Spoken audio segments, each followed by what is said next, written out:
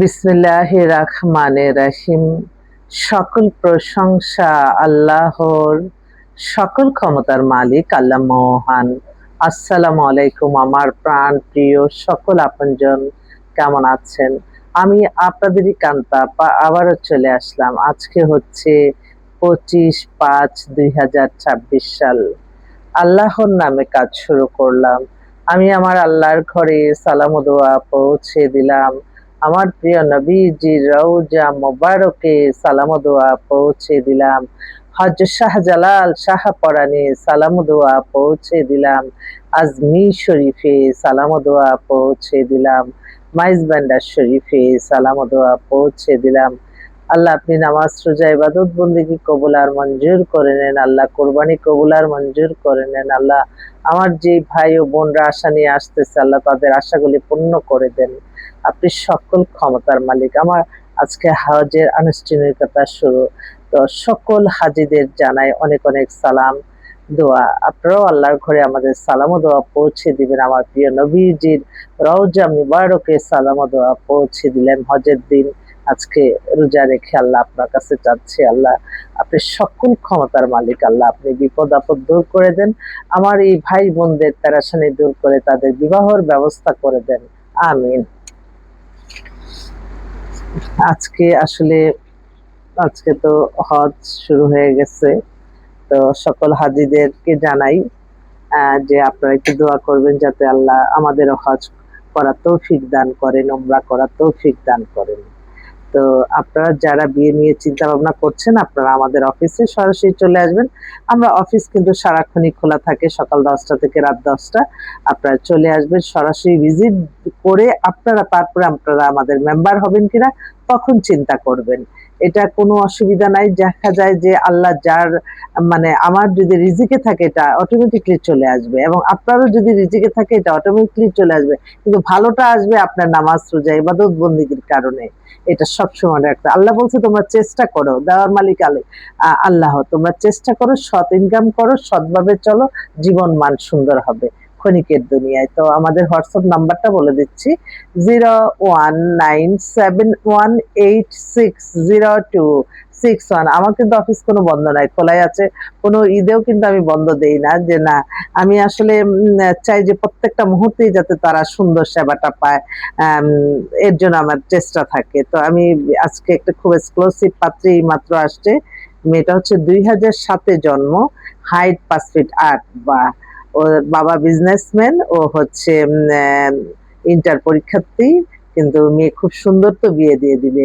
লম্বা চড়া হয়ে গেছে, ফ্যামিলি ট্যামিলি খুবই ভালো, ধানমন্ডিতে সেটেল। তো আচ্ছা, সিটি খুবই সুন্দর। অল্প বয়সের মেয়ে বিয়ে দিয়ে দিবে। অতএব আমার যদি কোনো বোনরা তার ছেলের জন্য অল্প বয়সের মেয়ে চায় তাহলে একটু যোগাযোগ করলে হবে। আর একটা এক্সক্লুসিভ কিছু পাত্রী আসছে, যেমন উত্তরায়। এই মেয়েটার বয়স 27-এর মতো হবে, 5 ফিট 5 লম্বা মেয়ে, অপূর্ব সুন্দরী, কিন্তু ডিভোর্স হয়ে গেছে। আমি এটাই বুঝলাম না যে সুন্দরী মেয়েরা কেন ডিভোর্স হচ্ছে বেশি। ডিভোর্স হয়ে গেছে, ওর জন্য একটা ভালো ছেলে চাচ্ছে। আরেকটা বোন, ও কানাডায় সিটিজেন, ও এখন দেশে আছে, ওর বয়স 35-এর মতো। বিয়ের জন্য দেশে আসছে, ভালো একটা ছেলে চায়, কানাডা হোক দেশের হোক, ভালো একটা ছেলে। আরেকটা বোন বিধবা, ও ধানমন্ডিতে সেটেল, ওর নিজে ল্যান্ড ক্রুজার ও গাড়ি চালায়, নিজেই সবকিছু, অনেক ব্যবসা প্রতিষ্ঠানের মালিক। তো ওর বয়সটা 36, কিন্তু 5 ফিট 4 লম্বা, পাতলা স্লিম, দেখলে বোঝা যায় না। এত সুন্দর, ধানমন্ডিতে সেটেল, ডুপ্লেক্স বাড়ি টাড়ি আছে, সবই আছে, হাজবেন্ড নাই, সেজন্য আমাদের কাছে আসছে। আরেকটা বোন, ওনার মেয়ে হচ্ছে, ওদের পরিবারে অনেকের কাজ করছে। এখন ওর যে ডিভোর্স হয়ে গেছে আমি তো জানি না, কালকে অ্যাড হলো। মেয়েটার বয়স প্রায় 38-এর মতো হবে। একটু স্বাস্থ্য ভালো, 5 ফিট 4 লম্বা, নিজস্ব ফ্ল্যাট আছে মেয়ের নামে। ওর একটা ডিভোর্স হয়ে গেছে, ওর জন্য একটা ছেলে চাচ্ছে।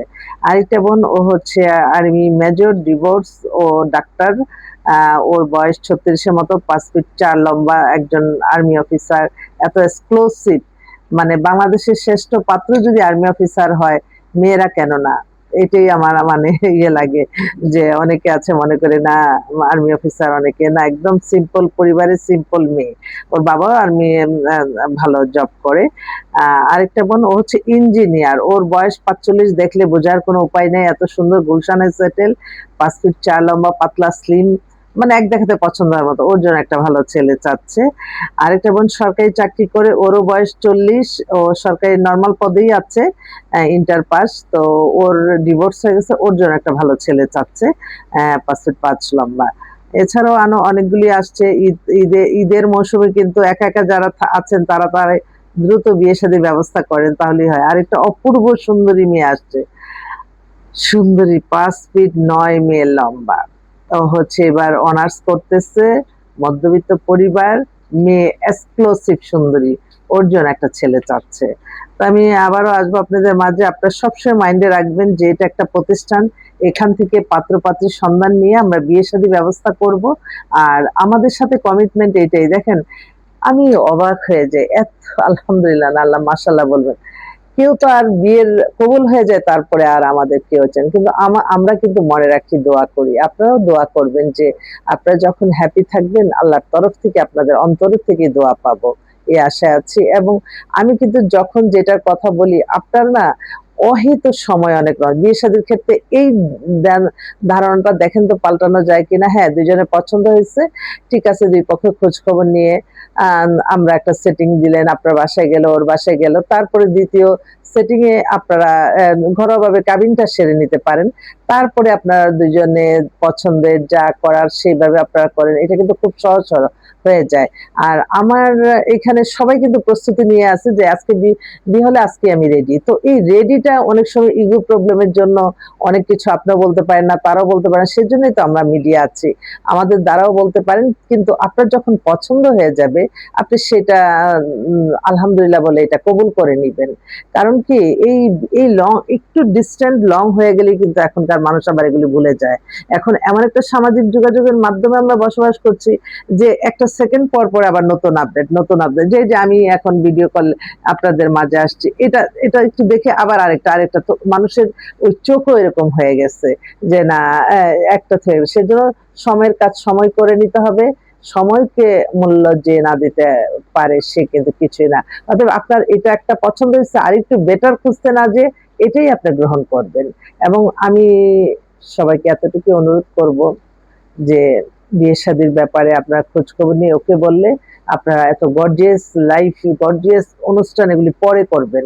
আমার একটি অনুরোধ, আপনারা প্রথমে কাবিন করে তারপর দুজন দুজনের মতো পছন্দ মতো সময় গার্জিয়ানরা মিলে আপনারা অনুষ্ঠান করে ফেললেন, এটা একটু ভালোই হয় আপনাদের। আর আমি না এত বিত্তশালী, তারপরে আমি বলি যে না, ওনার ওনার প্রত্যেকটা মানুষের অর্থের প্রয়োজন আছে, আবার অর্থ কষ্ট আছে, কিন্তু প্রত্যেকটা মানুষই অর্থ, যে আমি দেখতেছি ওনারা 1000 কোটি টাকা মালিক, হইলে কি আমাকে দিয়ে দিবে? না, দিবে না, এই আশাও আমি করি না। আমার সকল চাওয়া পাওয়া আমার আল্লাহর কাছে, আমার আল্লাহ কোনো না কোনো রহমত এবং বরকতের দরজা আল্লাহর তরফ থেকে আসে। এই যে আমি চোখে পানি আসে আমার আল্লাহর জন্য, যে আল্লাহর কাছে আমি কত লজ্জিত, আমি লজ্জিত আল্লাহর কাছে। আমি কৃতজ্ঞতা প্রকাশ করছি আপনাদের প্রতি। আপনাদের মায়া মমতা ভালোবাসা না হলে আমাদের এই প্রতিষ্ঠানটি পরিচালনা সম্ভব হতো না। আপনাদের দোয়া চাই, আপনারা দোয়া করবেন, আমরাও দোয়া করব, ইনশাল্লাহ ভালোভাবেই আমরা ভালো থাকবো, কাউকে ক্ষতি করে না, হিংসা করে না, এটাই সবসময় মনে রাখতে হবে। আল্লাহর আদেশ নিষেধ মেনে চলি। আজকে হজের আনুষ্ঠানিকতা শুরু, আজকে থেকে রোজা রাখছি, রোজা আল্লাহ কবুল আর মঞ্জুর করে নেন। আল্লাহ, আমার আজকে সারাক্ষণই মন পড়ে আছে যে আল্লাহ এমন অর্থবিত্তর মালিক বানাও যে সামনের বার বড় হজটা করতে পারি। কত বছরই হজের নিয়ত করি যে আল্লাহ ছোট ছোট করে একটু আল্লাহ কবুল আর মঞ্জুর করে নে, কোরবানিও কবুল আর মঞ্জুর করে নে।